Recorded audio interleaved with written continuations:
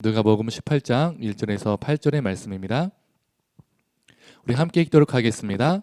예수께서 그들에게 항상 기도하고 낙심하지 말아야 할 것을 비로 말씀하여 이르시되 어떤 도시에 하나님을 두려워하지 않고 사람을 무시하는 한 재판장이 있는데 그 도시에 한 과부가 있어 자주 그에게 가서 내 원수에 대한 나의 원한을 풀어주소서 하되 그가 얼마 동안 듣지 아니하다가 후에 속으로 생각하되 내가 하나님을 두려워하지 않고 사람을 무시하나 이 과부가 나를 번거롭게 하니 내가 그 원한을 풀어주리라.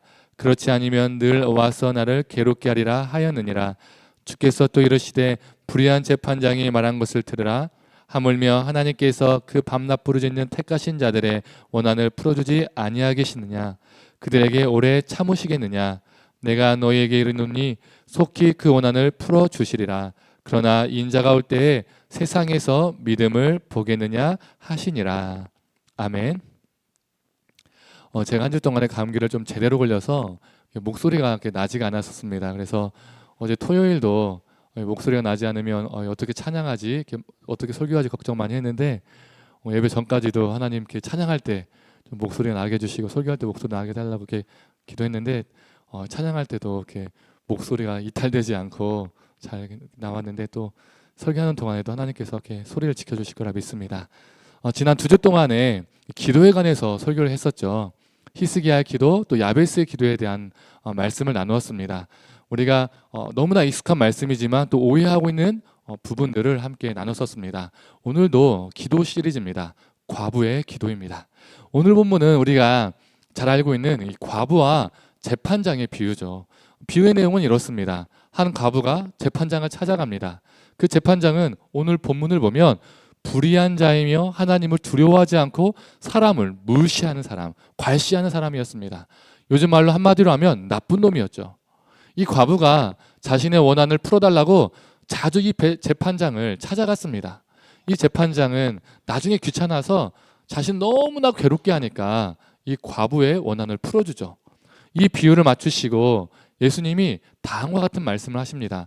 7절에서 8절의 말씀입니다. 하물며 하나님께서 그 밤낮 부르짖는 택하신 자들의 원한을 풀어주지 아니하시겠느냐. 그들에게 오래 참으시겠느냐. 내가 너희에게 이르노니 속히 그 원한을 풀어주시리라 라고 말하죠. 우리는 이 구절을 근거로 오늘 본문을 어떻게 해석하고 적용합니까? 불의한 재판장일지라도 과부가 계속해서 찾아가고 간청하고 간청했더니 이 재판장이 그녀의 소원을 들어줬다. 하물며 우리 하나님은 선하신 분이신데 우리가 낙심하지 않고 하나님께 밤낮으로 기도하면 하나님은 우리의 기도를 어떻게 하신다고요? 응답해 주신다. 이렇게 해석하고 적용하고 우리는 또 그렇게 믿습니다. 그래서 오늘 본문의 포인트는 우리가 우리의 소원을 위해서 포기하지 않고 계속 기도하면 하나님이 결국에는 응답해 주신다라고 이렇게 생각하죠. 그런데 성도님들, 과연 그런가요? 오늘 말씀처럼 밤낮으로 부르짖으며 기도하신 경험도 있을 겁니다. 그런데 우리가 그렇게 기도할 때마다 하나님께서 늦게도 아니고 아주 천천히도 아니고 오늘 본문의 말씀처럼 항상 속히 아주 빨리 응답하셨나요? 속히 응답 받은 것도 있지만 분명 늦게 응답 받은 적도 있습니다. 그렇지 않나요? 심지어 어떤 기도는 응답받지 못한 것도 있습니다.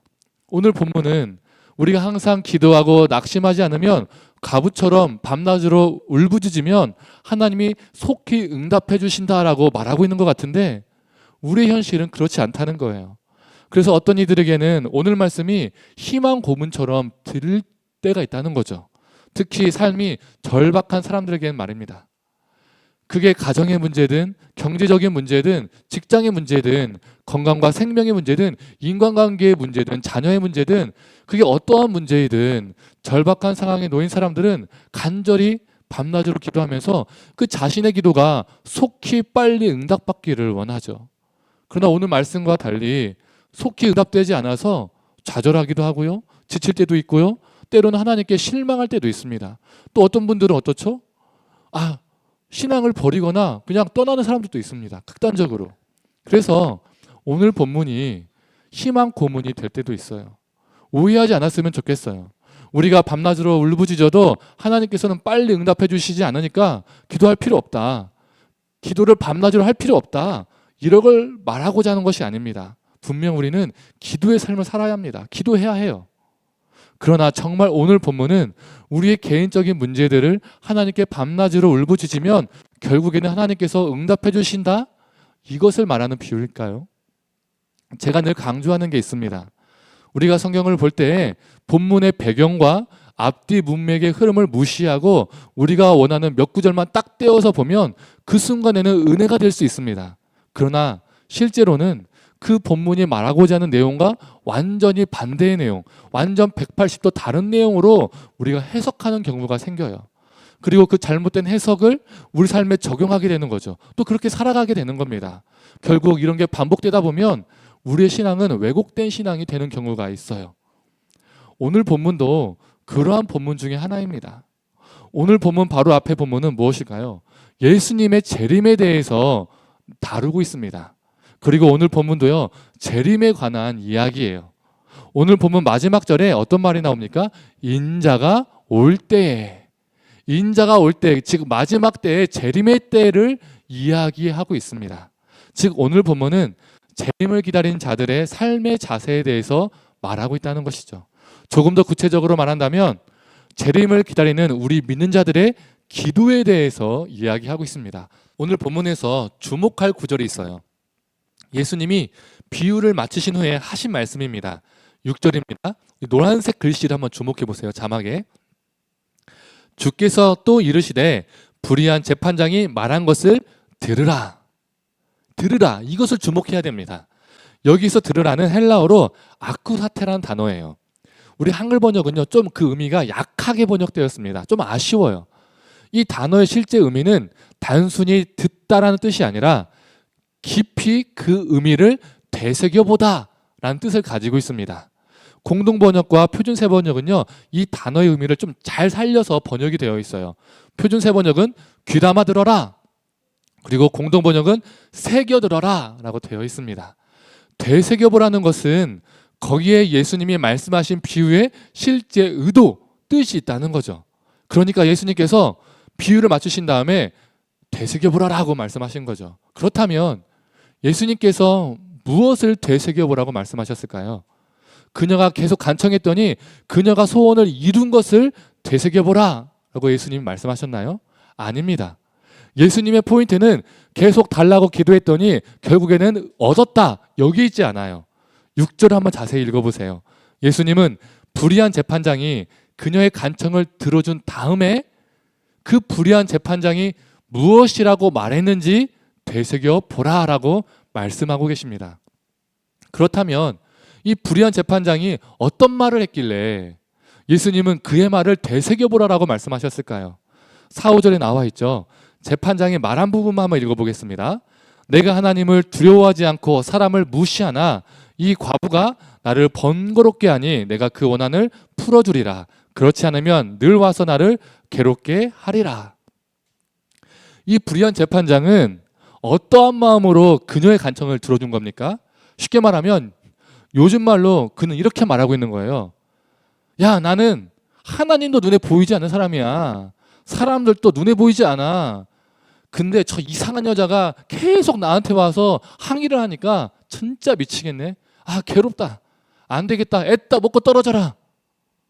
저는 이 사람이, 이 불의한 재판장이 이렇게 말한 거예요. 이렇게 막대 먹은 말을 한 겁니다. 그런데 예수님이 이 막대 먹은 그의 말을 되새겨보라고 말씀하고 계신 거예요. 좋은 말도 아닌데 왜 예수님은 그의 말을, 즉 그의 속내를 되새겨보라라고 말씀하셨을까요? 그의 말을 통해서 무엇을 우리에게 알게 해주시려고 그의 말을 되새겨보라라고 말씀하셨을까요? 우리는 그의 말을 통해서 무엇을 알 수 있을까요? 그는 그녀의 간청을 들어줬지만 여전히 그가 어떤 사람이라는 거예요? 여전히 하나님을 두려워하지 않고 여전히 사람들을 무시하는 사람이라는 거예요. 여전히 나쁜 놈이라는 겁니다. 이 재판장이 그녀의 간절함에 감동을 받아 새 사람이 되어서 그녀의 간청을 들어준 게 아니라는 거예요. 하나님을 두려워하는 사람이 하나님을 두려워하지 않는 사람이 하나님을 두려워하는 사람으로 회심해서 사람을 무시하는 사람이 사람을 존귀 여기는 사람으로 변해서 그녀의 간청을 들어준 게 아니라는 거예요. 그녀의 간청을 들어줬어도 여전히 그는 나쁜 놈이라는 겁니다. 예수님께서 과부가 포기하지 않고 기도해서 응답받은 것을 되새겨보라고 말씀하지 않으시고 그의 말을 되새겨보라고 말한 것은 그가 여전히 불의한 재판장이라는 것을 상기시켜 주시는 겁니다. 그렇다면 이 예수님의 말씀을 들었던 사람들은 어떤 생각을 하게 될까요? 변해서 과부의 이 간청을 들어준 게 아니구나. 여전히 그는 나쁜 사람이구나. 그러면 이 재판장이 있는 한, 이 재판장이 백성들의 재판을 보는 한, 판결하는 한, 이 과부와 같은 사람들이 계속해서 속출할 수밖에 없겠구나. 제2의, 제3의, 제4의 과부들이 수많은 억울한 사람들이 계속해서 나올 수밖에 없겠구나. 이런 생각이 들 수밖에 없겠죠. 왜요? 그는 변하지 않고 여전히 나쁜 놈이니까, 불의한 사람이니까요. 그래서 오늘 비유에서 나오는 불의한 재판장은 하나님을 의미하지 않습니다. 오늘 비유에서 과부는 이 악한 재판장에게 나의 원한을 풀어달라고 말하죠. 나의 원한이라고 번역되어 있어서 마치 개인 차원의 문제, 개인의 원한, 개인 기도 제목으로 이해가 됩니다. 그래서 우리가 어떻게 적용하는 경우가 많죠? 자막을 한번 보실까요? 나의 원한 이꼴 나의 개인적인 문제, 나의 개인적인 기도 제목으로 우리가 많이 이해를 합니다. 그리고 이 불의한 재판장 이꼴 하나님이라고 우리가 많이 이해를 하죠. 그래서 그녀가 자신의 원한을 풀어달라고 재판장에게 빌었더니 응답받은 것처럼 우리도 우리의 개인적인 문제를 하나님께 아뢰면 하나님께서 해결해 주신다. 이렇게 해석이 흘러가게 된다는 거예요. 그러나 불의한 재판장은 하나님을 의미하지 않습니다. 불의한 재판장은 이 땅에서 여전히 불의한 권세자들, 여전히 불의한 세상을 의미해요. 오늘 본문에서 나오는 이 원한이라는 이 헬라어가요, 액티케시스란 단어예요. 이 액티케시스가요, 어떤 뜻을 가지고 있냐면 정의, 악에 대한 보복, 처벌이라는 의미를 가지고 있어요. 원한이라고 번역되어서 되게 좀 아쉬운 번역입니다. 개인적인 뭔가 이 울분이 있는 것처럼 느껴지는 건데 그런 의미의 단어가 아니라 정의를 말하는 단어입니다. 그래서 NIV 영어 성경에도 어떻게 번역되어 있냐면 justice라고 번역되어 있어요. 이 justice가 무슨 뜻이죠? 정의란 뜻을 갖고 있잖아요. 표준세 번역은 백성의 권리, 공동 번역은 올바른 판단이라고 번역되어 있습니다. 이 히브리어 원어와 이 액티케시스란 단어와 되게 가깝게 번역되어 있죠. 그래서 우리 개역개정은 조금 아쉬운 번역입니다. 즉 그녀는 자신의 개인적인 원한을 풀어달라고, 개인적인 문제를 풀어달라고 간청한 게 아닙니다. 이 불의한 재판장에게 정의를 외친 거예요. 백성의 권리를 말한 거예요. 요즘 말로 하면 그녀는 1인 시위를 한 겁니다. 1인 시위. 실제로 우리가 살아가는 사회에서도 1인 시위를 하는 경우가 있잖아요. 억울한 일을 당한 사람들이 자신은 너무나 힘이 없지만 그 불의한 기관이나 뭐 불의한 회사나 불의한 그 권세자들 앞에서 1인 시위를 하는 경우들이 있잖아요.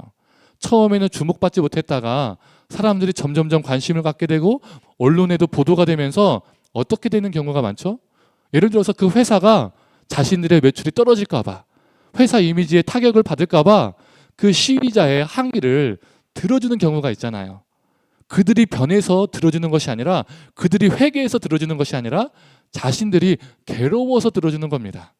자신들의 회사 이미지가 깎일까 봐, 매출이 떨어질까 봐. 여전히 변하지 않았기 때문에 어떻습니까?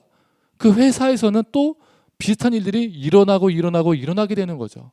우리 예를 들어서 쿠팡 물류센터에서 일하시는 분들이 계속 다치거나 과로사로 죽거나 그런 일들이 계속해서 신문에 나오잖아요. 왜 그렇죠?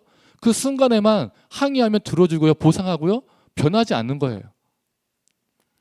성도님들, 예수님 당시에도 지도자들과 권세자들은요, 대부분 심히 부패했습니다. 불의하고 악했어요. 그들 밑에서 수많은 백성들이 고통당했죠. 특히 과부와 같은 사회적 약자들, 가난한 자들, 병든 자들, 장애인들, 부정한 자들에게 사회는 냉혹하게 짝이 없었습니다. 그들을 향해서 착취와 불의와 억압이요 만연했어요. 특히 그 당시 고대곤동의 문화에서는 과부란 존재는 남편이 죽으면 아들에게 의존하거나 친정 아버지에게 돌아가서 살아야 했습니다. 이 공적인 활동은 금지가 되었어요. 그래서 그 당시 문화에서 과부가 자신의 권리를 찾는다는 것은, 정의를 외친다는 것은요, 결코 쉬운 일이 아니었습니다. 거의 불가능하다라고 봐야 돼요.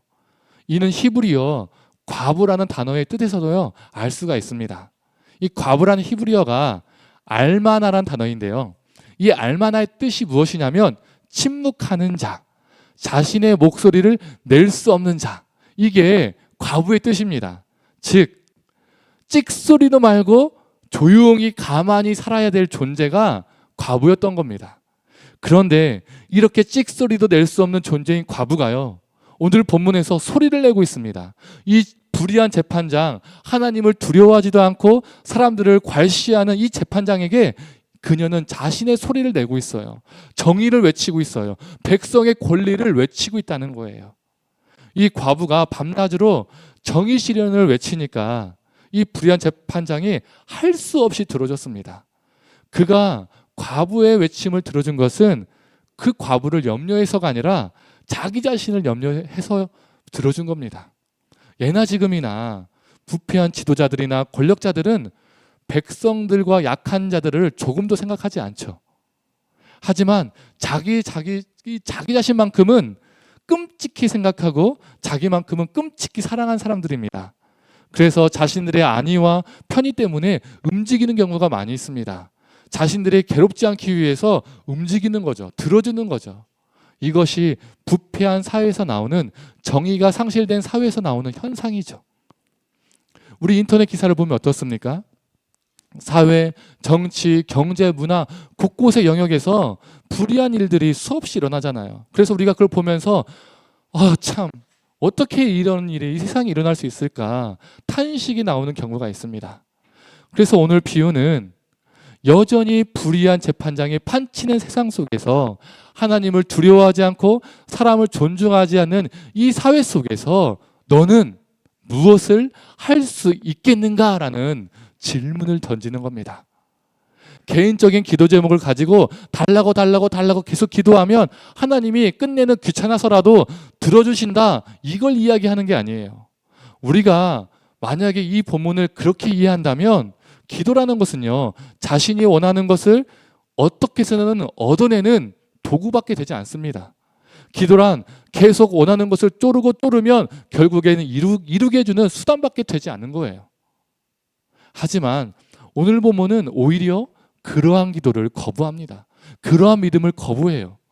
내가 원하는 것을 받을 때까지 계속 조르면 하나님이 응답해 주신다, 이게 기도가 아니라 하나님의 뜻, 하나님의 정의, 하나님의 공의가 이 땅 가운데 편만하게 흐르도록 기도하는 것이 하나님이 원하시는 기도이다, 하나님이 원하시는 믿음이다라고 말하고 있습니다. 그래서 오늘 비유는 자신의 소원이 이루어질 때까지 계속해서 기도해라, 이것이 아니라 그 성읍에서 불의한 재판장이 사라질 때까지, 그 성읍에서 억울한 과부가 나오지 않을 때까지 계속해서 기도하라라고 말하고 있습니다. 불의한 세상 속에서 하나님의 정의 실현을 위해서 포기하지 않고 낙심하지 말고 계속 기도하라라고 말씀하고 계신 것이죠. 과부와 같은 자들 편에 서서 그들을 위로하라라고 말씀하고 있는 겁니다. 만약 우리가 오늘 비유를요, 그 과부가 빌고 계속 빌었더니 소원을 이루었다, 이렇게 결론을 내리면 오히려 이 과부의 간청은 불의한 재판장의 자리를 더욱더 견고하게 만들어주는 겁니다. 왜 그렇죠? 그녀는 자신의 개인적인 소원을 이루었으니까 개인적으로 만족하고 떠나면 되는 것이고, 그 불의한 재판장은 그 자리에서 여전히 그 악한 일을 계속하면 되니까요. 그의 자리를 더욱더 견고하게 만들어주는 겁니다. 성도님들, 우리 주님은 여전히 불의한 그 재판장의 말을, 그 속마음을 주목하라고 말씀하셨습니다. 그런데 우리가 오늘 본문을 나의 개인적인 소원을 하나님께 계속 아뢰었더니 하나님이 응답해 주셨다, 이렇게 개인 차원의 문제, 개인 차원의 소원으로 적용한다면 우리는 여전히 악한, 여전히 변하지 않는, 여전히 불의한 재판장을 놓치게 됩니다. 주목하라 하셨는데도 놓치게 된다는 거예요. 그 재판장이 여전히 불의해도, 즉 우리가 살아가는 세상이 여전히 불의해도 나는 나의 소원만 이루면 된다라는 결론을 내리는 것과 같습니다. 그래서 우리 한국교회가 이 땅의 정의에 대해서는요, 무관심하잖아요. 성도들의 신앙을 개인적인 차원의 신앙으로 좁혀놨습니다. 성경은 수없이 하나님의 정의와 공의, 즉 미시파트와 ጼ데크를 수없이 이야기하는데 정의와 공의를 세상적인 일로 생각하게 만들었어요. 신앙의 영역에서 정의를 생각하지 못하게 되는 경우가 많죠. 하나님은 우리가 정의롭게 사는 것, 정의를 구하는 것, 이것을 우리에게 요청하시는데 별로 관심이 없는 경우가 많이 있습니다. 오늘 본문도 나의 기도 제목을 계속 기도하며 응답해 주신다, 이걸 말하는 본문이 아닌데 오히려 오늘 본문은 정의를 위한 공적 차원의 기도를 말하는 본문인데 180도 전혀 다른 본문으로 만들어버렸죠. 개인 차원의 기도와 응답으로 바꿔버렸습니다. 완전 딴 본문이 되었어요. 그래서 이 본문을 근거로 내 자신의 문제에 대해서는 밤낮으로 눈물 흘리며 기도하지만 이 땅의 정의를 위해서, 이 땅의 과부와 같은 사람들을 위해서 기도하며 실천하는 일에는 관심이 없는 경우가 많이 있습니다. 침묵해요. 히브리어 알바나, 이 과부의 단어처럼 침묵하고 소리를 내지 않습니다. 그러나 우리는 우리의 개인적인 문제, 나의 가정, 나의 자녀, 나의 사업과 직장, 나의 건강, 나의 자녀의 미래, 이것만을 위해서 기도하는 것이 아니라, 거기서 그치는 것이 아니라 우리가 살고 있는 이 땅의 정의 실현을 위해서, 약자들 위해서 눈물로 기도해야 합니다. 침묵이 덕목이라고 강요받았던 이 과부가 불의한 재판장에게 자신의 소리를 내었던 것처럼, 침묵하지 않았던 것처럼 이 땅의 지도자들이 부패하고 이 땅이 불의할지라도 우리도 포기하지 않고 하나님의 정의가 실현될 수 있도록 낙심하지 않고 기도하고 기도해야 합니다. 그리고 이 땅의 약한 자들의 편에 서서 그들을 위로하고 섬기며 살아야 합니다. 왜 그렇습니까? 그 이유는 바로 우리 예수님께서 그들의 편이셨기 때문입니다. 예수님께서 정의를 구하는 길은, 예수님의 입장에서는 그 정의를 구하는 길은 생명을 구하는 길이었기 때문입니다. 우리 주님은 가난한 자, 포로된 자, 눈먼 자, 눌린 자를 위해서 사셨죠. 성도님들, 정의를 행하며 생명을 살리셨던 예수님의 삶이 우리의 삶이 되기를 간절히 소망합니다. 이제 말씀을 정리하겠습니다. 불의가 만연한 이 세상 속에서 정의를 위해서 기도하고 정의를 구하며 사는 삶은 달걀로 바위치기 하는 행위와 참 비슷합니다. 세상이 바뀌지 않는 것 같죠. 내가 정의롭게 살아도요, 세상은요 전혀 바뀌지 않는 것처럼 다가올 때가 많이 있습니다. 그래서 우리가 살아있는 동안 우리의 눈으로 정의가 실현되는 것을요 보지 못할 때도 있습니다. 예를 들어서 일제강점기 때 정의 실현, 즉 독립운동을 위해 자신의 삶을 드린 수많은 독립운동가들이 있었죠. 그러나 그 많은 그 독립운동가들 중에서 그 독립을 보시고 돌아가신 분들은 별로 없습니다. 정의 실현을 자신의 눈으로 보고 돌아가신 분들은 별로 없다는 거예요. 대부분 그 전에 돌아가셨죠. 그래서 오늘 본문 8절에 예수님이 말씀하신 내가 너희에게 이르노니 속히 그 원한을 풀어주리라, 즉 속히 정의를 실현하리라 라는 말씀과 우리 현실이요 너무나 안 맞을 때가 많이 있습니다. 그런데 왜 예수님은 속히라는 말씀을 하셨을까요? 여기서 속히라는 단어는 헬라어 엔타케이라는 단어입니다. 이 엔타케이라는 단어는 예수님의 재림과 관련해서 자주 사용되는 단어입니다. 요한계시록 22장 12절에 보라 내가 속히 오리니 라는 구절에서 이 속히란 단어도 이 엔타케이라는 단어와 같은 어원을 가지고 있는 단어입니다. 이 엔타케이라는 단어는 재림과 관련해서 사용되고 있기 때문에, 즉 이 속히라는 단어는 우리가 원하는 우리 인간의 물리적인 시간 속에서 빠른 시간을 말하는 것이 아니라 우리가 적당하고 우리가 적합하다고 우리가 괜찮다고 생각하는 그 시간이 아니라 우리 예수님의 재림의 때 하나님의 시간을 의미하는 단어예요. 설교 서두에서도 오늘 비유는 재림의 배경에서 해석되어야 한다고 했죠. 우리 예수님께서 속히 정의를 실현시켜 주리라 라고 말씀하신 뒤에 그러나 인자가 올 때에 세상에서 믿음을 보겠느냐라고 말씀하셨습니다. 예수 그리스도의 재림의 때에 내 자신만을 위해서 기도하는 것이 아니라 자신 안에 갇혀있는 이기적인 믿음이 아니라 약자를 위해서 소리내고 그들의 편에 서고 혹 우리 인간의 때가 아닐지라도 포기하지 않고 하나님의 정의 실현을 위해서 밤낮으로 기도하는 그 믿음을 내가 마지막 때에 볼 수 있겠느냐라고 말씀하고 계신 거예요. 하나님의 때에 볼 수 있겠느냐, 그 믿음을 볼 수 있겠느냐라고 예수님께서 반문하고 계신 겁니다.